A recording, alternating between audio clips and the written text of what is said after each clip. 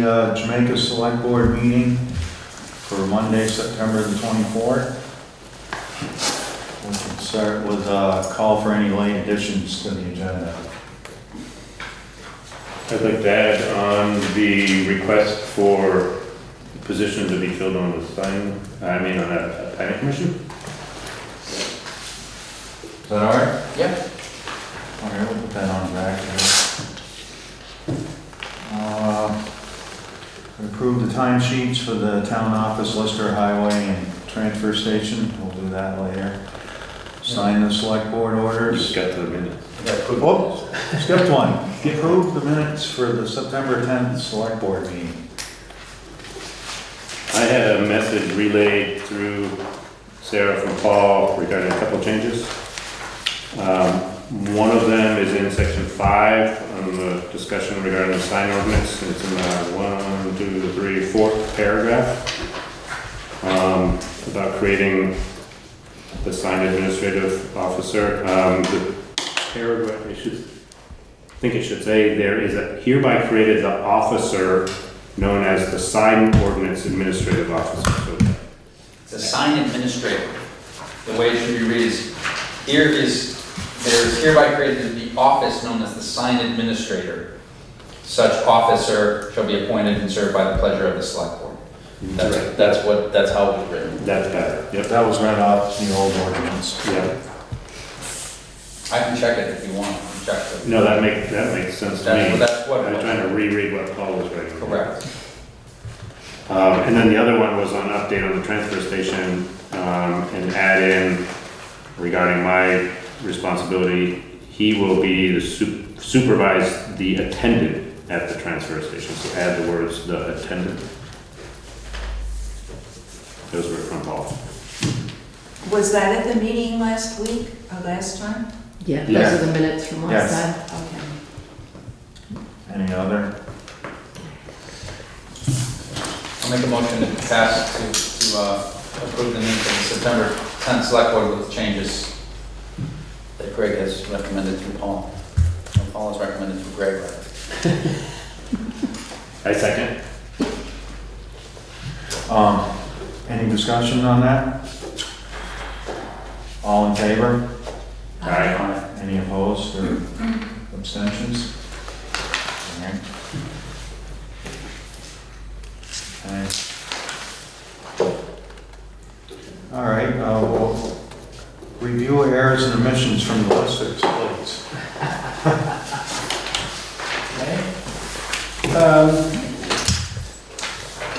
You'll notice that it's a relatively thick package. That's because 18 of them are all the same issue. First, let me start by explaining the difference between a homestead and a house site.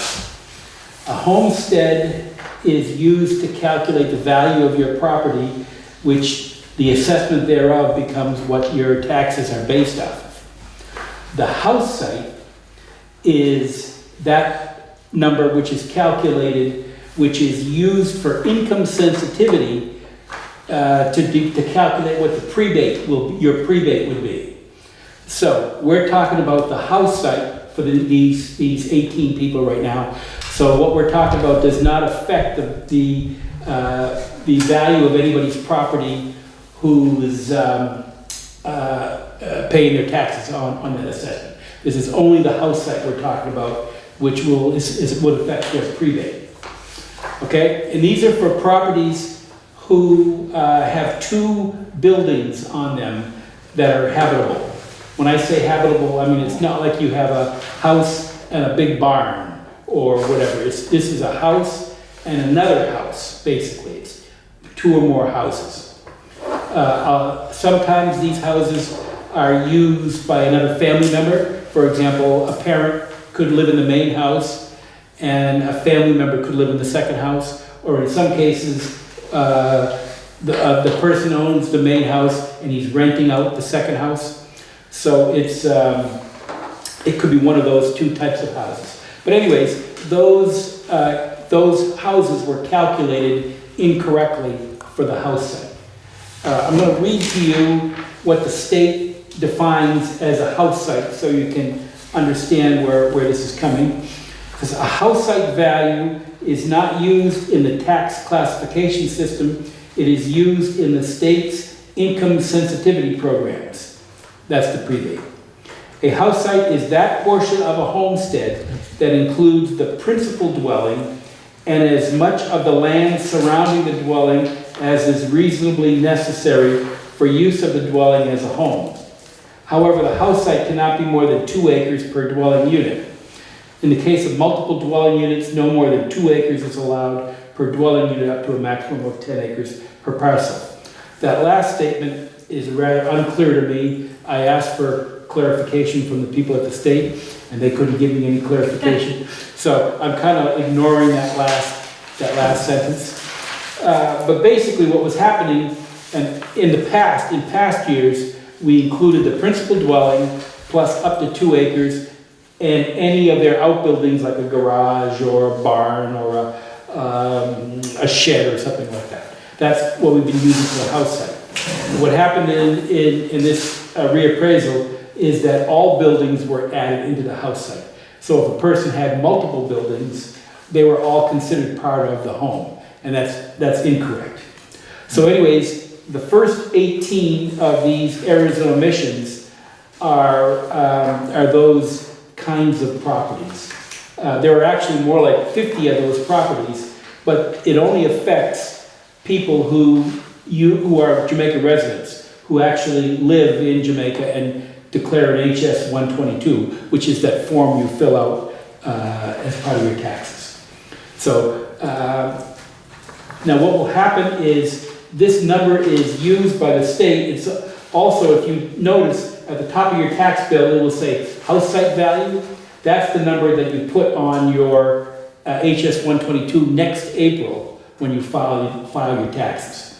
So we need to send these people a new tax bill, not because we're changing the amount of their taxes, but because that number at the top needs to be correct next year when they go to do their taxes. So anyways, there are 18 of those properties. So if you look through the list, don't include the last 3, Bruce O'Brien, Peter Andrus, and Rashid Joyce. Those are different problems. But all the ones up to Diane Allen, those are all the same issue. So anyways, do you have any questions before you vote on that? What 3? Well, the last 3. The first 18, it's easier to count 3 from the end than it is to count the 18th one from the beginning. So the last 3. Oh, I didn't see one on the back. Yeah, there's 2 on one on the back. So all the ones up to Diane Allen are this particular issue. And you can see that the house site value for each one of those properties went down because it's no longer including that second or third or fourth building.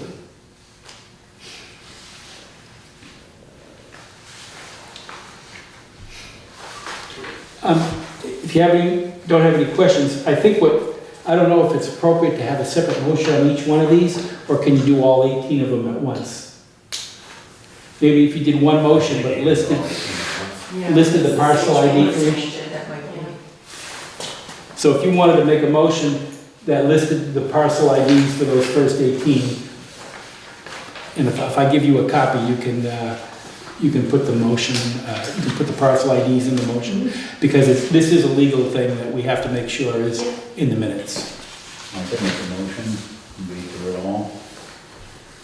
I'll make a motion to reduce the hot site values, the appropriate amount per the listers for parcel ID 000C-11, 000D-2, partial 00F-63, partial 00G-19, partial 00G-29, parcel 0J-L26.14, parcel 0J-L26.3, parcel 00L-29.5, parcel 000L-8, parcel 00M-9.4, parcel 000N-9, partial 000O-15, partial 000O-57.2, partial 00P-13, partial 00S-53. I duplicated two, yeah. I did, Five twos. I'll get you the correct parcel. Okay, the correct parcel ID for Emily DeConnick's property at 309 Old Route 8. Parcel ID 000T-3.1 and parcel 00T-10. I second. I'll second. Did you second? I did. Any discussion on that? This is all new territory for me, so I'm taking the word of the lister. This is legal even with that wrong number. I think it was clear though what property it was. Yeah, Okay. that's clear. Well, it's either one of those properties, you don't know which one's correct. Well, I probably copied the first one when I made the second one. So, Is there any other discussion about this? All those in favor of, to read all that? What is your motion? You don't have to read the whole thing. Just this first I move to agree to reduce the house site values per the listers for the parcels which I named off in my motion. All those in favor? Aye.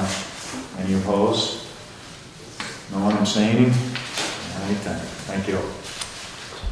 okay, the Bruce O'Brien property is a little bit different.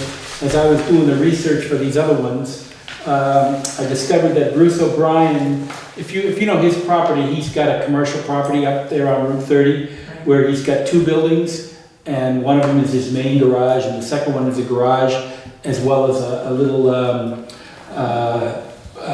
It's a part. apartment above it. And it was classified as all commercial in the reappraisal. He applied, or he submitted an HS 122, which is a homestead declaration. So he declared that he lives in that property. Well, you can't have a homestead in a property that's all commercial. So what we've done is I've recommended that we reclassify that property for the main building, which would be the smaller building, to be residential with a building use of with a business use of the first floor, and then classify on the second parcel as commercial. So that would allow him to be able to get a prebate.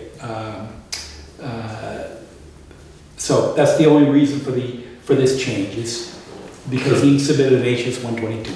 So this is changing the house site value on only that one Well, building? it's actually creating a house site. Right. Right, okay. Right.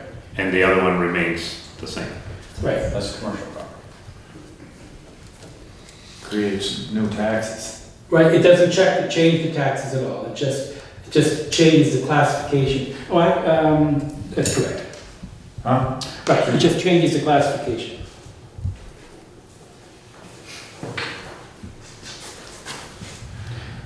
Well, if, okay, so I need a motion on that? I'll make a motion to change the lister's request, or to grant the lister's request for permission to change the house site value of parcel 00S-35.1 from 101,300 to 81,800. Second. Any more discussion about that? Or any discussion? All those in favor of that? Aye. Any opposed? Nobody abstaining? That motion passes. The property owned by Peter Andrus. This is a little bit different than the others. If you remember, Peter has, I think, 8 parcels, all contiguous on Back Street or Water Street. 6 of those properties have houses on them. And the way it was appraised during the reappraisal is each of those 6 properties that had buildings on them were given their own house site value. And if you recall from the BCA work that we did, the house site value, that first acre, is always a lot more per acre than every other acre. So he was being charged for 6 house site values. And he came in and discussed it with us, and he pointed out that his was the only property that was treated that way.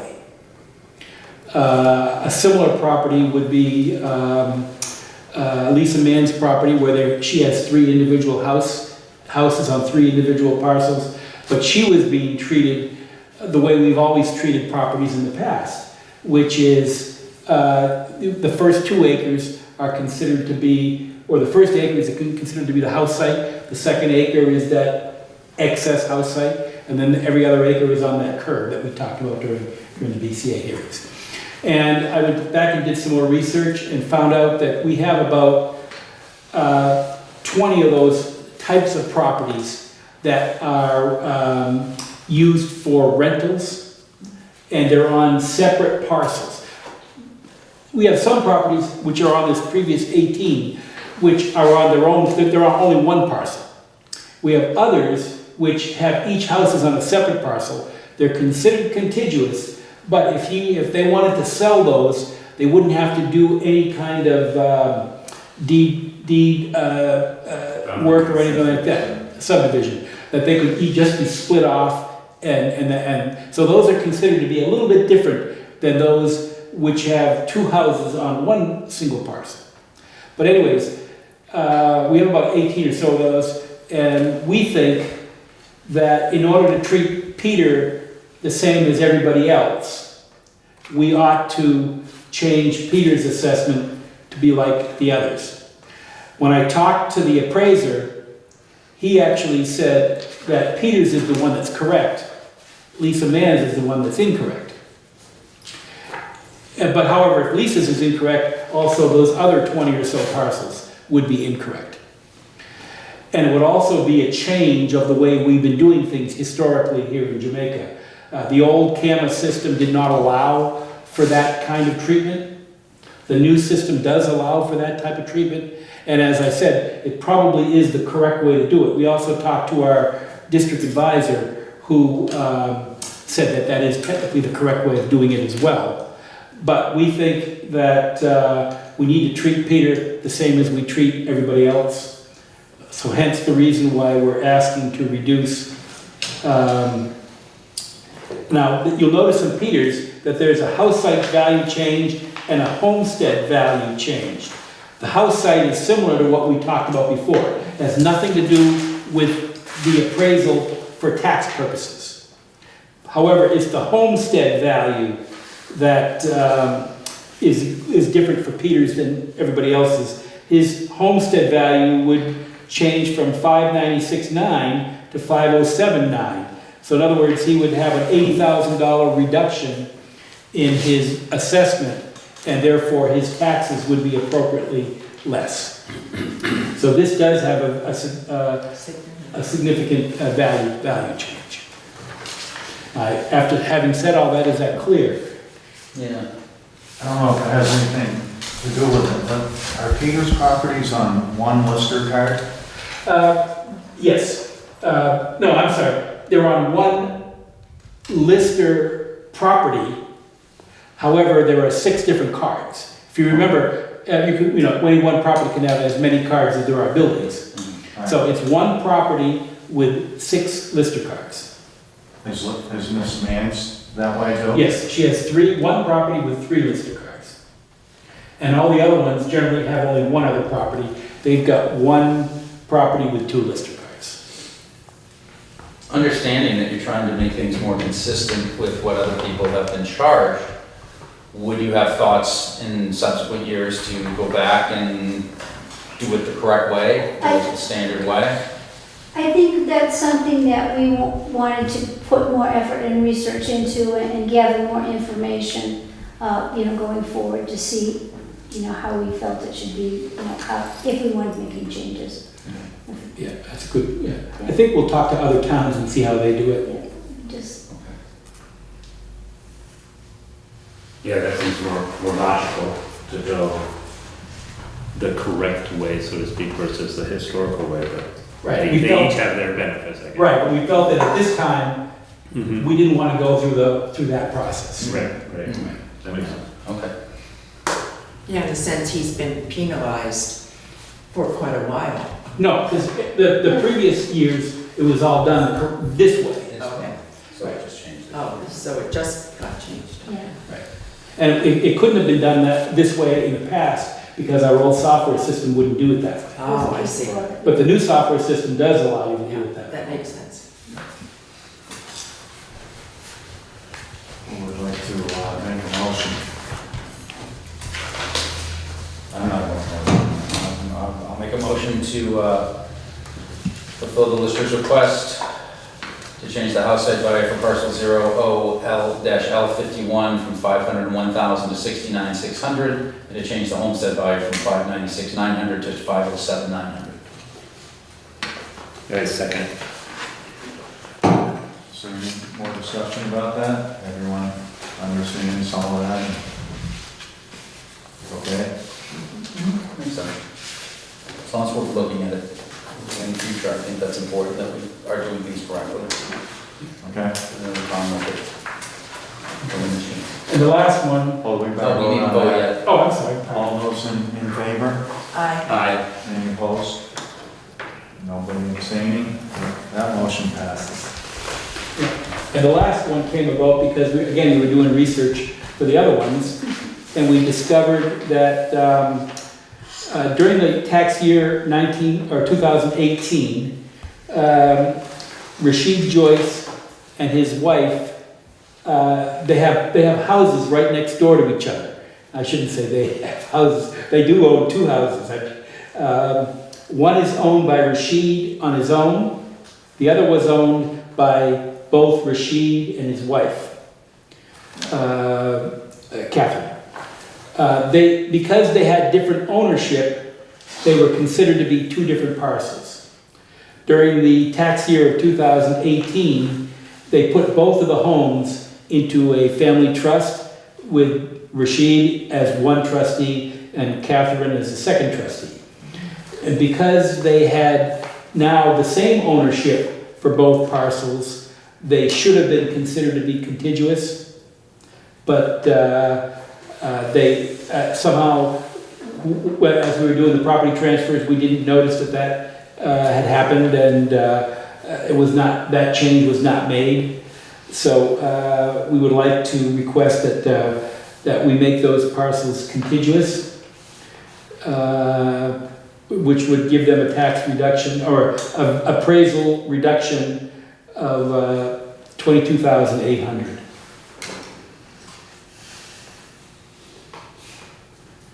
And this now is in keeping with the way the rest of the town. Correct. So when you say we, you mean the townwide assessor or the listers? This was because the two separate parcels were not in the same title. Okay, And they have to be in the same title under the same name to be considered contiguous and derive this benefit.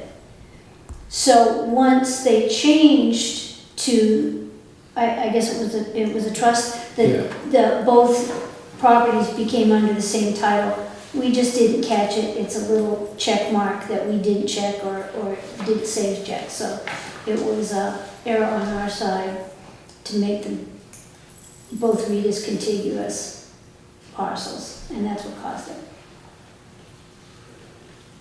Makes sense to me. right. Mhm. Who would like to make a motion on that? I'll take this one. Thank you. Nice trend going there. Yeah, nice trend. Bob's pretty good at it.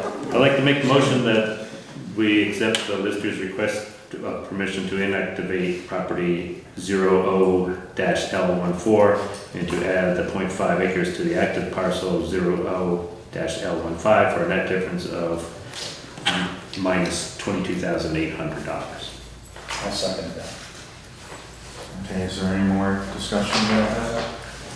Now, as a homeowner, if you were looking at that as a good thing or a? Yes, their property value would go down a little bit and their taxes would go down a little bit. Okay. I should point out, since you mentioned it, that all of these people now have the right to grieve because we've changed their appraisal. So it's possible that, especially somebody whose taxes went up or their house site value went down, I shouldn't say the tax, their appraisal went up or their house site value went down, they could want to grieve this. So it's, And when would they do that? They would have- Next. we would send them out a letter probably Thursday. Oh. They would have 15 days to respond and then would come to a grievance hearing. And if they, again, like always, if they weren't happy with the result of their grievance hearing, they could appeal to the DCA. Any more discussion? Most people don't grieve because usually errors and omissions brings their value down. So, Okay, all those in favor? I, Any opposed? No abstentions? That motion passes. Is that it for you listers? that's it. Well, thank you. are you finished now for the whole big project of the Oh. Generally, yes, unless somebody, again, points out an error that we made. All of this got triggered because one taxpayer came out and pointed out an error that as we did more research, we found out that it was different. A job well done for both of you. Well, thank you. It's been a rough year with the reappraisal. Now you ready to start over? Thank you. Thank you. All right, next is just sort of a note here. Now you can go home and breathe. Yeah. It says, as we go into the fall, remind everyone to make sure their house numbers are clearly visible from the street. It is also a good idea for people who have guests staying at their place to have the correct address written down somewhere near their phone. I think this is to benefit the fire department, EMS, and anyone else who might be looking for your house. I have a question then about that, because I have an apartment that's Airbnb in the back. There is an address on the front, but it doesn't tell that there's anything in the back. How would I do that? Too bad the listers just left, but, All right, I can go to. I think that may be a question for the Well, fire chief 911 or- coordinator. Yeah, would that be an A and a B? Like They the same do that in address the- A and then the same address B? Well, it could be that, but how would I make the fire department aware of it? I mean, Yes. it's in the back. I don't know There's if no there's point in some- putting address on the back. A sign out front, A and B. I didn't.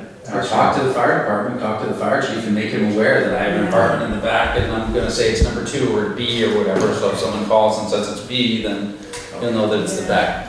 I think that's I reasonable. got a sense this request came from Paul, from our select board chair, who's on the fire department, so he might I'll come in. be able to give you some direction. I know the apartments across the street from me, they have front entrances, but, so they're listed on the front, they're numbered on the front.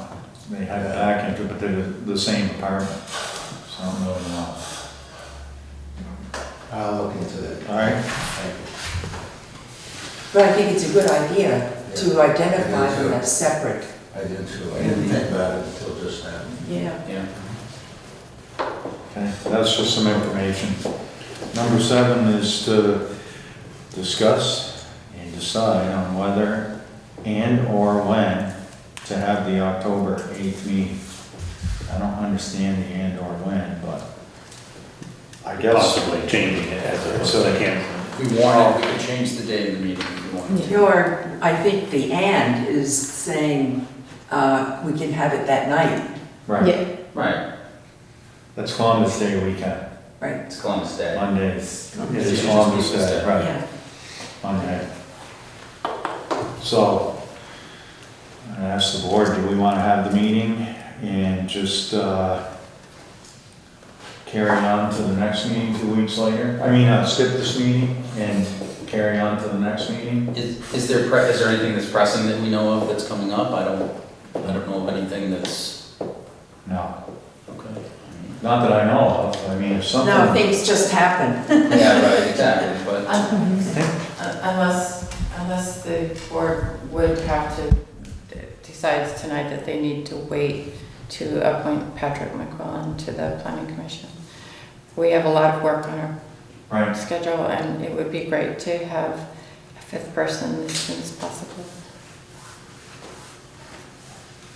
You can call a special meeting just for that. If we had, so we called, when Rebecca made herself available for that position, I tried to suggest they appoint her that night, and Well, we reported Lisa Mann that night, we got her letter and appointed her Right. that night, we appointed her. So Yeah, I I think think that's that's- it now. And I would try to do that tonight. My recollection is that just that it has to be made public so that enough Yeah. people could apply. Yes. And it has been public. Okay. For a while. It's not a matter of a waiting period for this specific person. Right. I would agree, it's the position, not the person applying. I would agree with that. Mhm. Okay, so that wouldn't be a factor on, in deciding whether to have the October 8th meeting if we took care of that tonight. I agree. I agree, and I can't foresee any other pressing matters that would arise that we'd have to have a meeting. Well, I okay, make a motion that we cancel the meeting scheduled for October 8th. A second. any discussion? So, just for information, the next meeting would be the, We have to vote. no, but I'm in discussion, the next meeting would be the 22nd. 22nd. How Any about other comments? All in favor of canceling the October 8th meeting, say aye. Aye. Any opposed? Any abstaining? All right, that passes. All right, I have an update on the water feasibility study. Now, tonight, Christina Haskins from the Dufresne Group was scheduled to give us a report.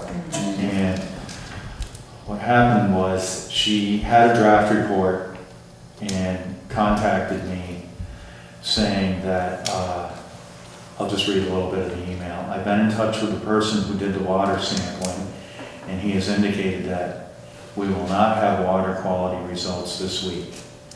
That means we could have a draft report prepared by Friday, 9/21, which is the due date, but it will not include any of the water testing data. So, we had a discussion, and personally, if that report was presented, that would be probably the biggest thing I would want to know is what the tests were of the wells that were, that people asked to have tested. She did tell me that of the reports she did have, what they're waiting for is more extensive data, bacterial reports, which she said she wasn't really worried about. I don't think she's worried about, I can't speak for her, but they're not a real critical component, if I had to guess. But that 2 wells tested for total coliform and no wells tested for E. coli. Yeah. But I don't know the number of wells. She was still receiving requests that came in late.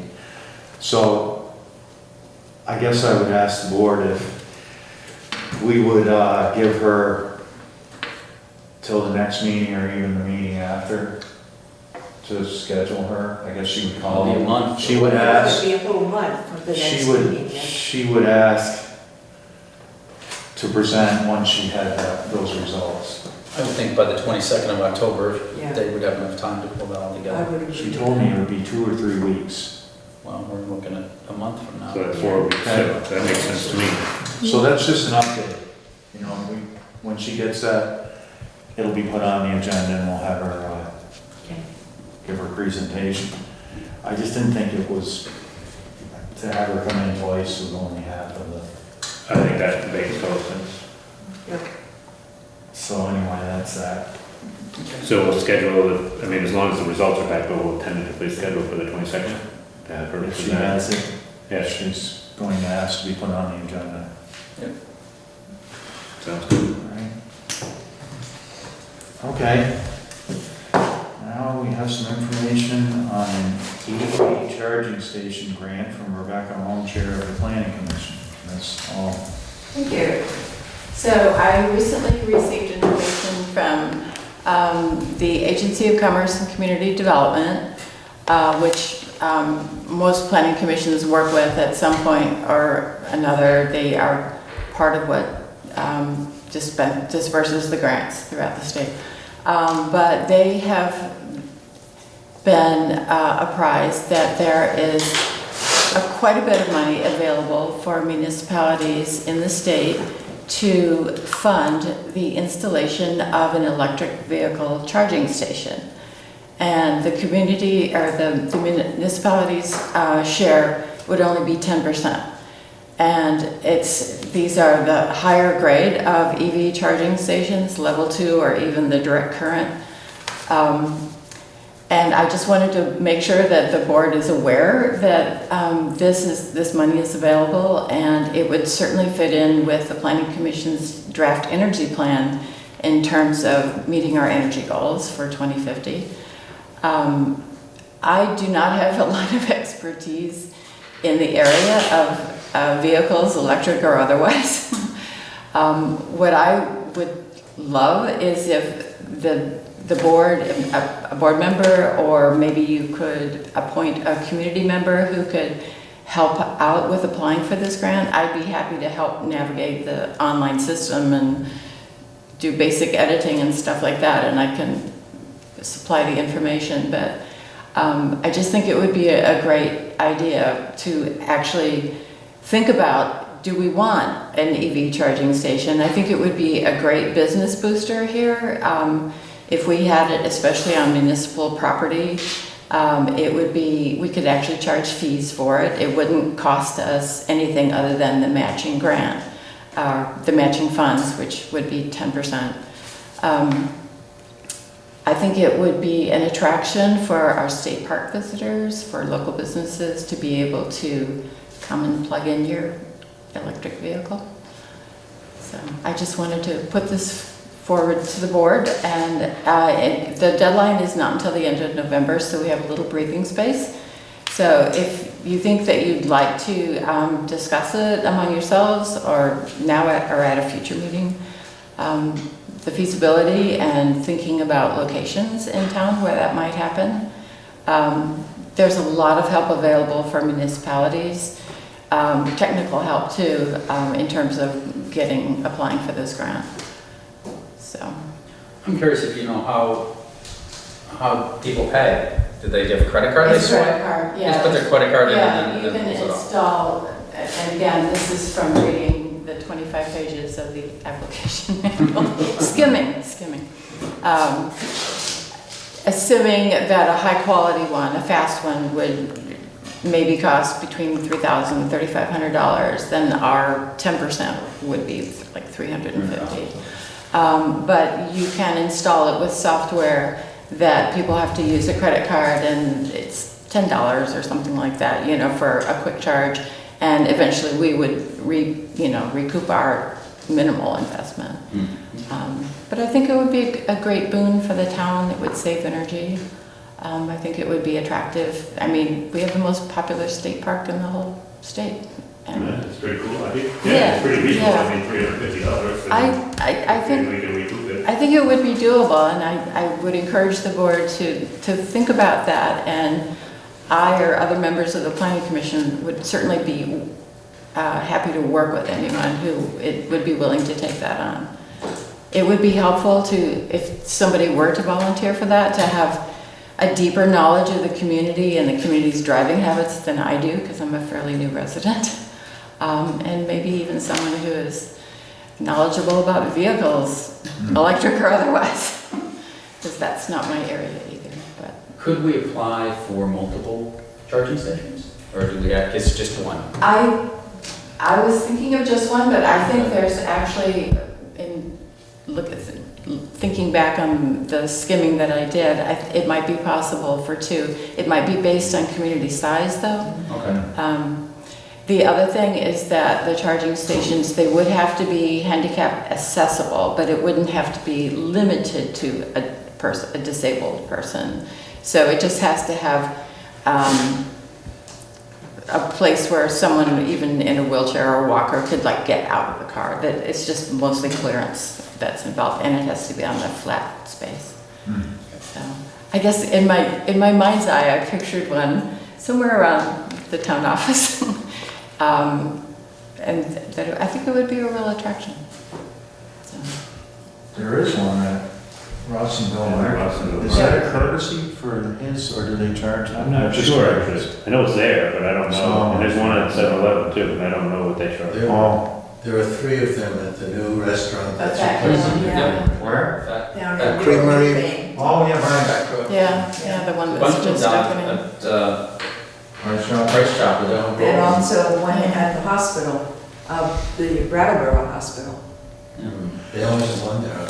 Yeah, I only have one, at least that's all I've seen. If- It's just the one. If we, say we got the grant or applied for it and got it, Mhm. do you have to use it? I mean, do they have to? You I just wonder- have to make it available.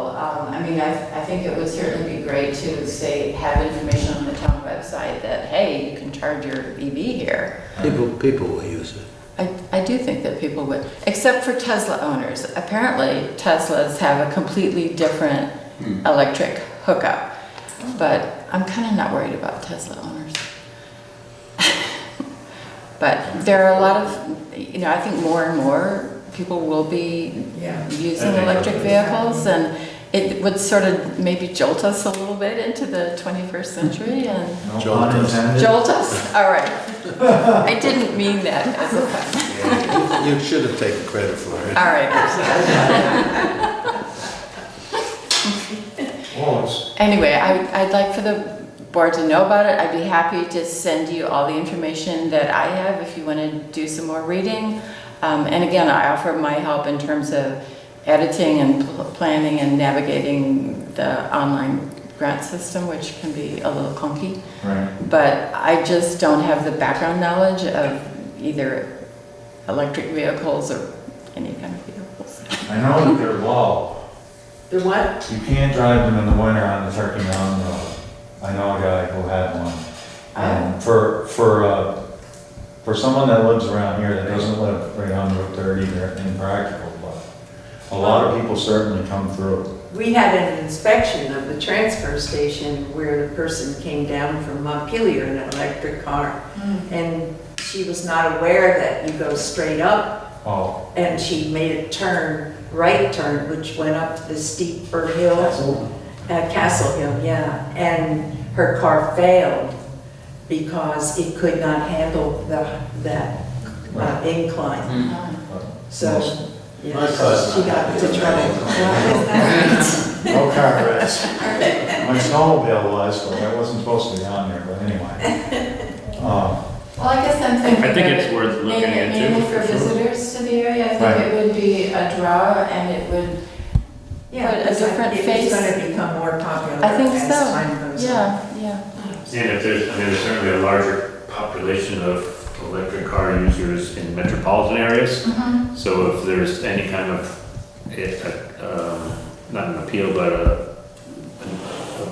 yeah, somebody can relax just a little bit, knowing that they can get out of Brattleboro, they can get the new thing, and they can get to Jamaica, and they can get to Stratton or whatever, it's just gonna start Yeah. more of a continuous draw. I think it's a good way to position Jamaica as being business friendly, visitor friendly, hopefully it will help people think, oh, I can go there and I'm not gonna have to worry about my Right. car dying. Maybe it's so worried. Oh, and by the way, I think this is the really cool thing about this money. It actually comes from that gigantic Volkswagen settlement Oh, that Ah, they had to pay for all the nefarious doings that happened a few years ago with their diesel emissions Yeah. and their fudging all of that data. Millions. So Yeah, I think it's kind of appropriate that right. towns like us benefit from their paying that fine. What a good idea. Yeah, Have that one, the fine for what happened, right, yeah, it's go into that. So I'd say certainly share the information. I'd say certainly share the information. I'd be happy to Yeah. send it to all of you individually. I sent it to Paul, not realizing that he was not going to be here tonight, so. But I will send it to each and every one of you and, again, offer my services to help. But I would very much like to work with someone who's more knowledgeable than I am about this kind of installation.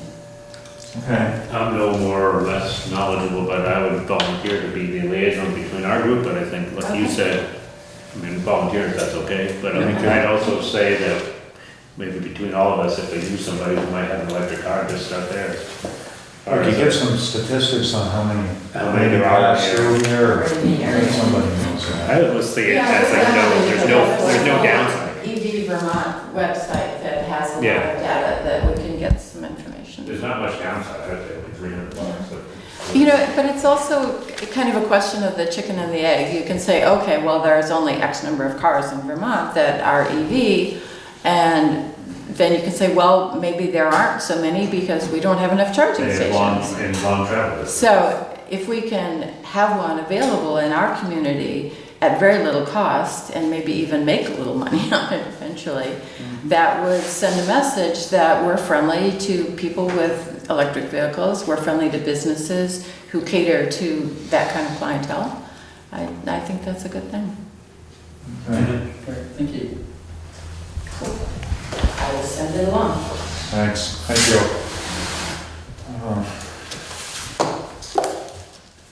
All right. Number 10 is to discuss transfer station policies. So that's you, Judy. Yep. I prepared a folder for each of you to look at while I go through it. And I think I'd like to go through the information before you can save your questions to the end. That would be helpful, then we won't get off. I put together this folder of all of the things that govern transfer station. And in fact, there are 3 sets of rules that we at the transfer station have to abide by. The first one is Act 148, which is the Vermont Universal Recycling Program. The second is the Jamaica Solid Waste Disposal Ordinance that was made in 2009. And the third one are Jamaica Transfer Station rules.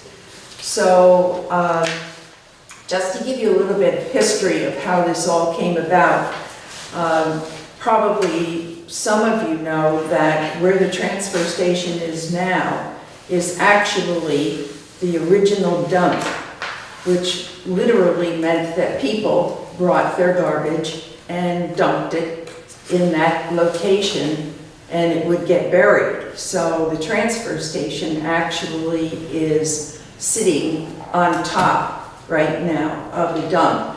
And I was talking to a person down at Wyndham Solid Waste about that, and she told me that practically every town's transfer station is originally sitting on a dump. So what happened in 2012 is that the state realized that they were getting to the point where they couldn't do that any longer, to just dump all the garbage in the ground, and that something had to be something had to be done. So they developed Act 148, and that's the Universal Recycling Act. And I'm going to go through a little bit of that, and then the third one that really identifies or tells what we are supposed to do at the transfer station is the Jamaica Solid Waste Disposal Ordinance. And that was developed in 2009.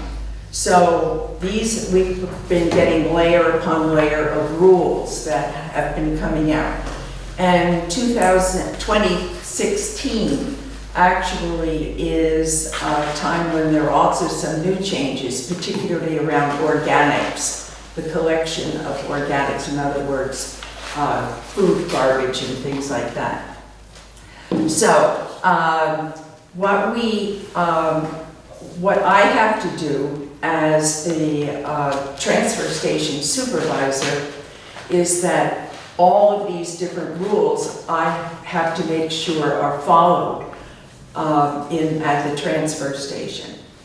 And so the first one, what I did was I went in online, I went to Act 148, and I printed off, I thought it was a little bit easier than doing all of the wordage, the different things that go on. And this is out of Act 148, and that's the recycling of the paper, aluminum, cardboard, steel, glass, and hard plastics. Now, we actually do that. We have all of the paper goods in one container, as you well know, being up there, I'm sure, yourself. And the second one is where we collect all the bottles and cans and aluminum foil, etc. What makes them special for us is that we pay for them being hauled. We do not pay for them being dumped, or what they call a tipping fee. So this is basically free for us when with all of the recycling of this. And this has actually helped our budget tremendously, where that wasn't happening before. So you can see the different listings that of the type of recyclables that we take.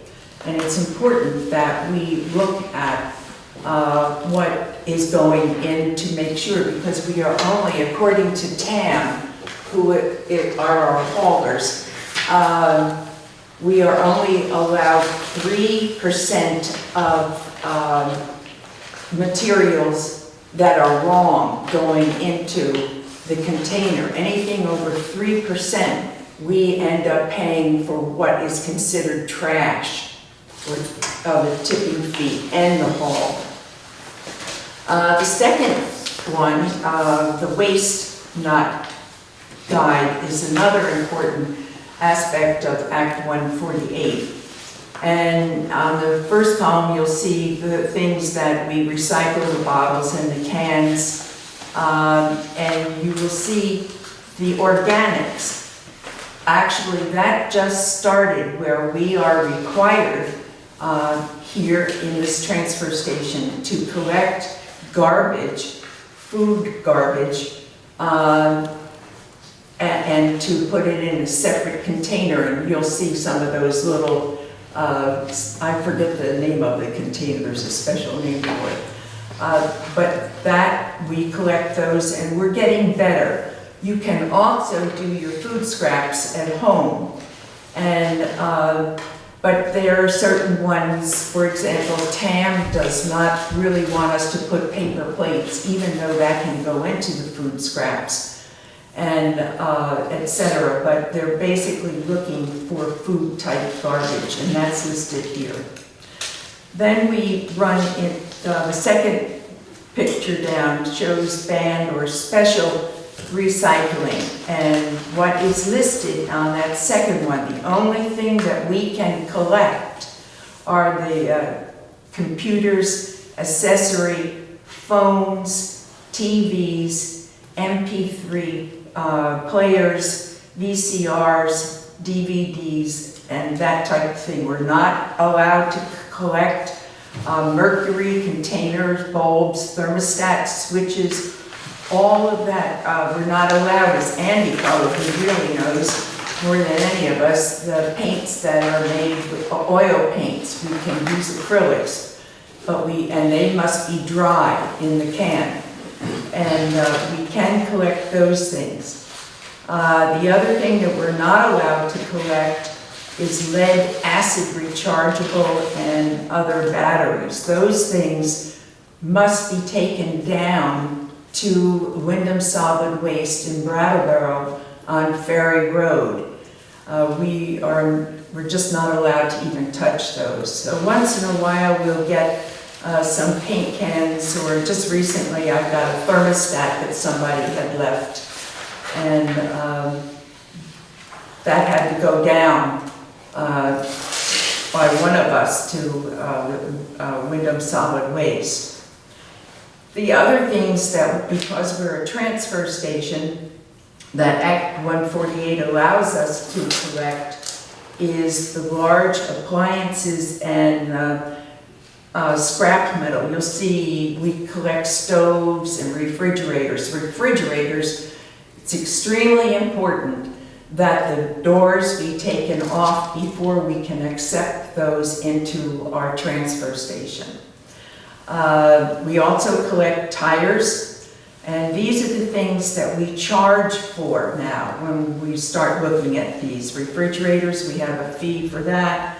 We have a fee for tires, and we do have some asphalt shingles and things like that. But metal, we collect metal in that one bin. All of the other things that fall, like furniture and things like that, we collect those too, and they go into the large 20 and 30 and 40 containers, but we have to charge for those things. Now, these are all the rules that we have to follow at the transfer station. And if you go to the next sheet, this is the electronic one. And they're very, very specific things. We can collect all of the components of TVs, including all of the different peripherals, they call it, the mouse, the keyboard, etc., hard drive, those kinds of things on the computer, and we do not charge for that. They must, when received, go directly into the big box, which is called a Gaylord. They can't be left sitting out open. They must always be put in. And it's important that that happen. And the other devices that we can take are different things. I can read just quickly off what those things would be. Like the refrigeration or typewriters, electric typewriters, any of those kinds of types of hardware. Telephones, we have a charge for little telephones, etc. And that's listed here. I won't go through all of the list, but the electronics are here. This is very, very important, and we need to make sure that everything is in order, because we get inspected by not only Wyndham Solid Waste periodically, but we get inspected by the people up in Montpelier. And so it becomes important that the things go in the proper places and we charge, etc. for that.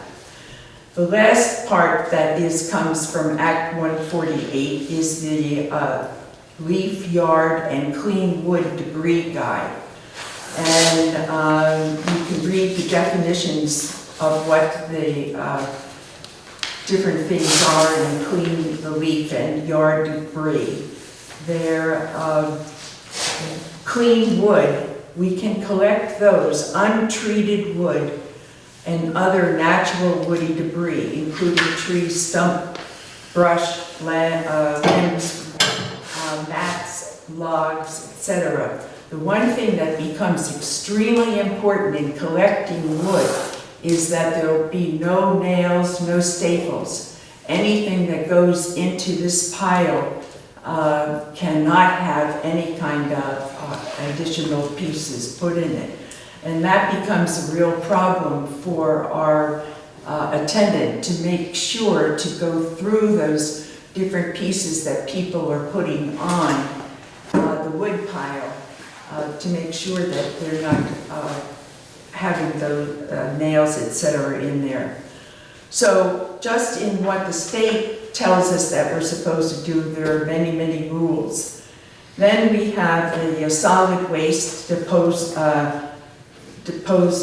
disposal ordinance for the town of Jamaica. This was actually developed by Lou when he was in charge of the transfer station. And it talks about the permit that everyone must show when they come in order to deposit their garbage, and talks about the different things that the attendant does and so forth. So that's good reading, and you can see exactly what rules we have here. And there are fines for people who disobey the different things by dumping. There are warnings, and then it can go up as high as $500 if someone is throwing things repeatedly that are not supposed to be thrown in the garbage. So that's basically, but then there's the last one, which are kind of like our homegrown rules that we have. And the additional rules are that the metal chains always need to be stretched across the bins.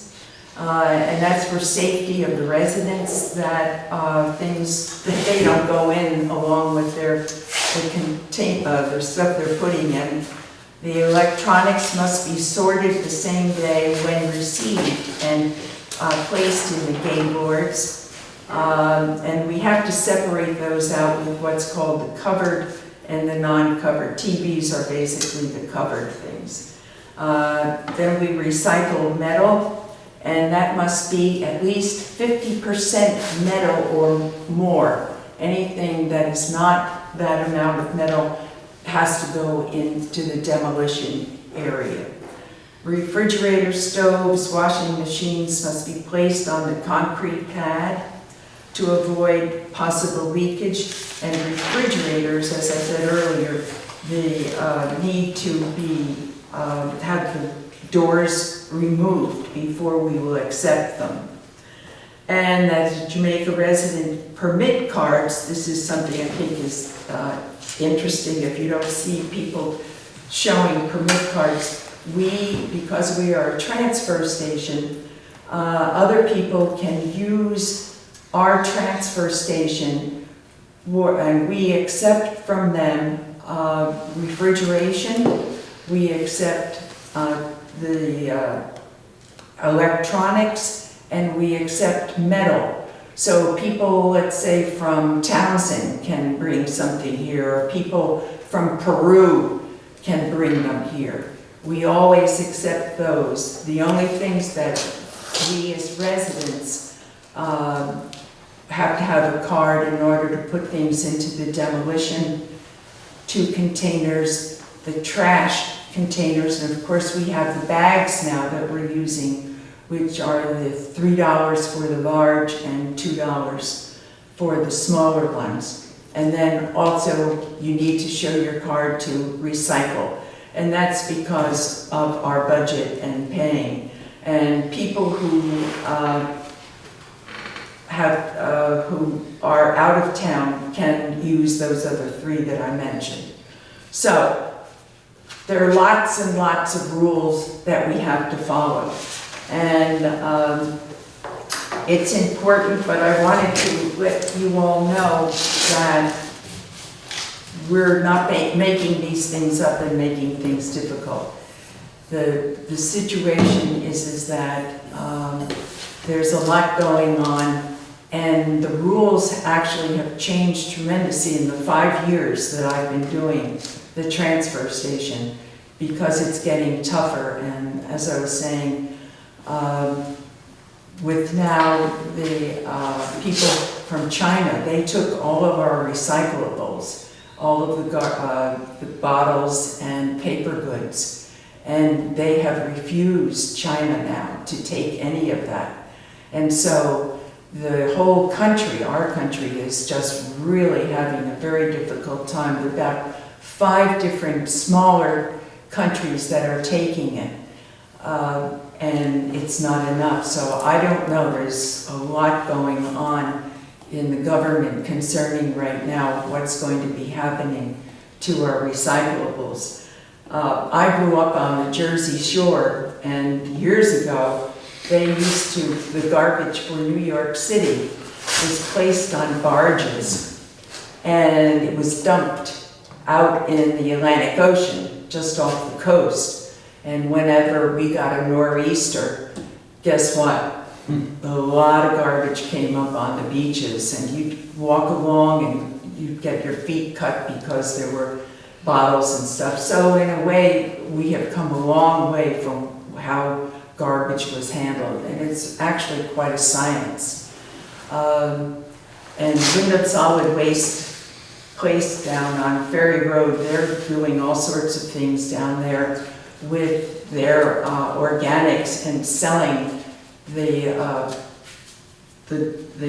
organics after they do their thing as dirt, and a lot of contractors are coming in. So a lot of good things are happening in terms of what's happening in the land of garbage.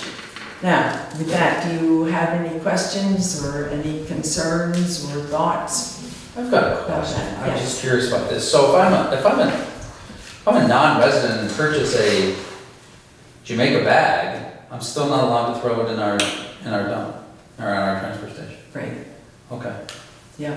it's interesting. Because Yeah. you're paying I just thought the theory Yeah, behind that was because- you're paying the $3 or $2 fee Right. to then get the bag that allows you to throw it in the Jamaica bag. And it's because there's salaries and things like that $2 or $3 for your Okay. dumping. Yeah.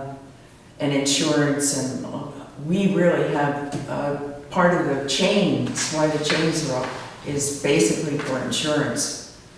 Because if somebody falls in and then sues the town for not having that protection, so that all goes into the cost of what the town is paying. Anything else from anybody? Yes. I have a couple of points. Sure. Andy's, you're probably aware that anybody who sells paint, they charge you a fee when you buy the paint, which covers recycling, and you can bring up to 5 cans of paint to Miles for nothing, as long as they have wet paint in them, which to me is counterintuitive, but they have a program that deals with that. So any hardware store is required to take paint. CFL bulbs, anybody who sold or sells CFL bulbs has to accept them free of recycling, and technically you're not allowed to throw them in the garbage because they contain mercury. Yeah, And- mercury is a big Right. deal, Yeah. by the way. And the last thing is cell phones. I don't remember the groups, but there are several groups that take cell phones free because they use them for seniors and There's a program for military service people Right. too. right. So those things can be gotten rid of without going to the dump. And our swap shop have rules too. We do not take clothing because of a health reason, and we don't take, Books. huh? You don't take books. Yeah, we do take Oh, books. You take books now? We don't take magazines. Magazines, okay. I Yeah. thought you stopped taking books. No, we do take books. As a matter of fact, periodically I have to go in and weed out because we have so many books in there and try to make room for the new ones coming in. There's a whole list of, I think I read some of that, the things that we don't take at the swap shop. I don't have it here at the moment, but it's listed on a cardboard as you walk into the building of things that we don't take on there. So, but we seem to be doing well at the transfer station, and it's a great place we're meeting people, as I wrote in my, True, that is in true. my report to the board at town meeting. I mean, that's where you go to see who's all in town and what's going on and gossip and all that. So I wanted to have you be aware that we at the transfer station really have hanging over us a lot of rules that we have to follow, and that we just don't do making up rules by, because we like rules, which I don't particularly like myself. Well, we do have an ordinance, as we just heard about. There's no enforcement on it, but at the state level, for like making you go through your garbage as long as you have a bag, they can't really make you dissect your bag and take, so, I mean, we want you to, but there's no enforcement yet on any of that. The original idea of transparent bags was so that you could actually see, but we allow bags to be put in the bags. Right. So- Yes. So in Yeah. effect, so you can't see in. No. And they relaxed, they gave us a break on the, what was gonna be mandatory, what is it, you can compost things? Yes. And they lighten up on that a little bit? Actually, we're still required to No, I know we take- have to take it, Yes. but 2020, it will really be absolutely required. They're trying to work out the glitches, because a lot of people complained about it, and that it was too soon to require to have the garbage not go into the trash. Trash is what goes into the compactor. right. And that it does not have the demolition stuff like beds and mattresses and all of those kinds of things. Basically, it's clothing, whatever you put in there. But yeah, the organics is getting to be a very big deal. You're absolutely right about that. So, anything else? Any comments? Any questions? Thank you. So you know a little bit about what my job is all about. Thank you. I think it's important also for people on TV, if you have any questions about a certain product don't hesitate to either call me or leave a message at the town office, and I'll be glad to answer it. So just wanted to pass that on for people who are watching. Okay? Thank you. Any public concerns? Oh, sorry. Were you going to add the Oh, planning yeah, commission? Sorry. We'll do that after. Yeah, it's in order, the public concerns. Do you have one? I have something as a commissioner, which I should have mentioned before, but it's very brief. I'd like a report.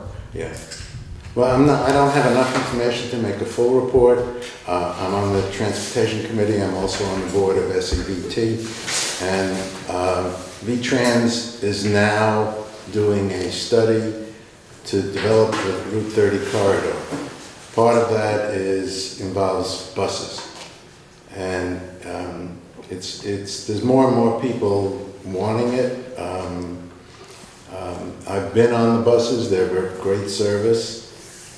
There was even talk at a meeting I went to today about the possibility of a bus between Manchester and Brattleboro, although Is it, I don't know if that'll be in my lifetime. But is it the current, or is it mover, or which, or is it well, the something? Mover and the Current both are subdivisions of the 501, which is SEVT. Oh, okay.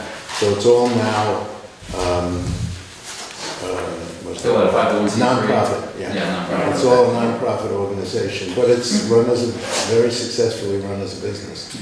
And there are routes now between Brattleboro and Bellows Falls, and in the winter, Okemo, and fixed routes to Dartmouth Hitchcock and to the college, and routes from Brattleboro through Wilmington to Bennington. and there's more and more involvement of it, to where it's gonna come down to what towns wanna encourage. And so I would encourage the town to begin thinking about looking at this, all the towns. I think it would be a great boon. But there's nothing definitive happening except that V-Trans is now proposing a study of the Route 30 corridor.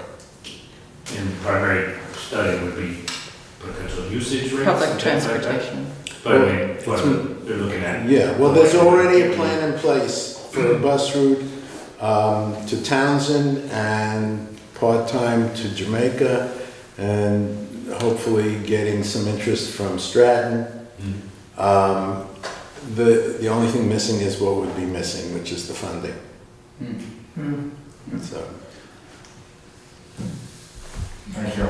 I have one, I forgot to report about the, let's see, get the word out, Preservation Committee with the Town Hall. I had an inspection of that in, I guess a week ago, when the gal who is the area person that goes around looking at all of the historic buildings. And actually, we're kind of on hold because we're trying to figure out whether we need a new sill for the building. I have someone who's in contract business who's doing that. And also looking at the ceiling of the roof, because we've been having some leakage or the paint. The paint is peeling, I don't know if it's the roof, it could Yeah. just be, the paint is peeling. Yeah, and actually, I think we're discovering exactly what you're saying, is that the paint is peeling and it's not necessarily the roof leaking. Good, that's. But the person that I'm using is actually going up into the attic to see. And we have the highest grade of a historic building, which is 1A.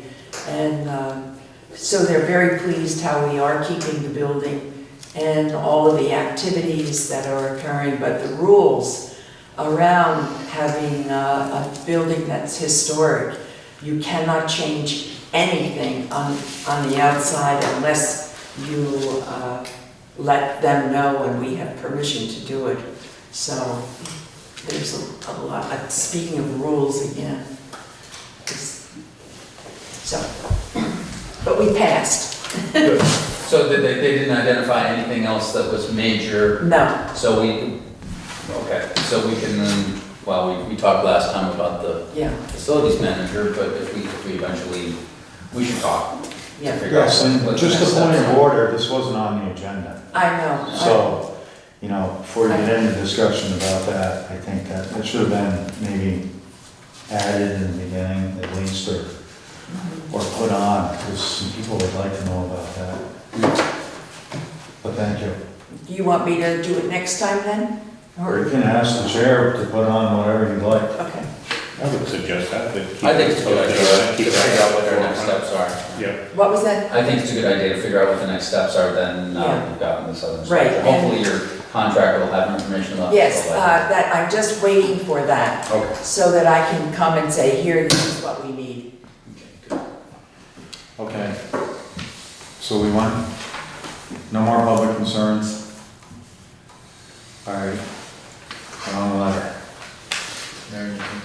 So we have a letter from Patrick McQuillan stating that he's interested in serving as a member of the planning commission.